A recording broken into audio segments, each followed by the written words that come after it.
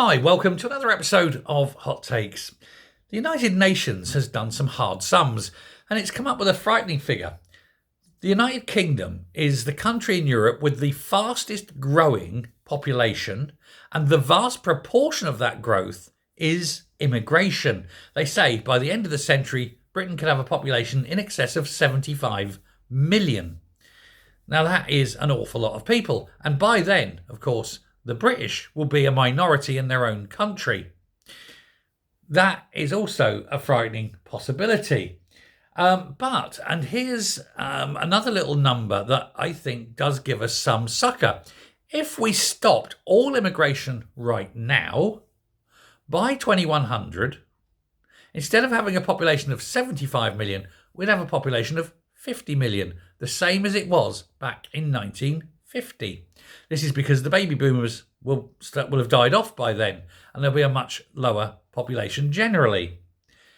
And that's what needs to happen. We absolutely need to stop immigration. We haven't got the facilities. We haven't got the resources. We haven't got the water. We haven't got the health service. We haven't got the education.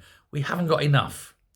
Now, one of the upping effects of stopping all immigration is in 2100, there'll be a lot fewer people. There'll be a lot more houses. Houses themselves will be lower in price. And here's the thing, there'll be a lot of them laying empty because people living in little two-bedroom mid-terraces won't. They'll all have shifted up because all the bigger houses will be laying empty and people will be buying up into them.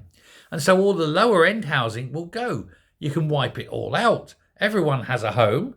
All the lowest possible worst homes can be demolished and cleared, and you can open it back up and have farmland or have like nature parks and things like that. You can create a much nicer society. We should be doing this. And of course, with fewer people, it means there will be a sufficient NHS. The water supply won't be problematic. The roads won't be crowded. The schools won't be packed, etc. And of course, after 75 years with no immigration, everyone will speak English and probably without an accent, which means translation services won't be needed either. Think of the fortune that will save. Hey ho. So what's the options?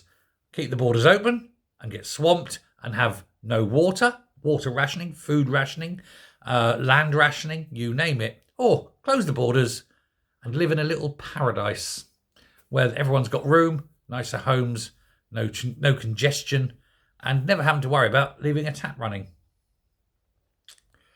I know what I'd go for, but tell me, what's your choice? Thanks a lot. Bye.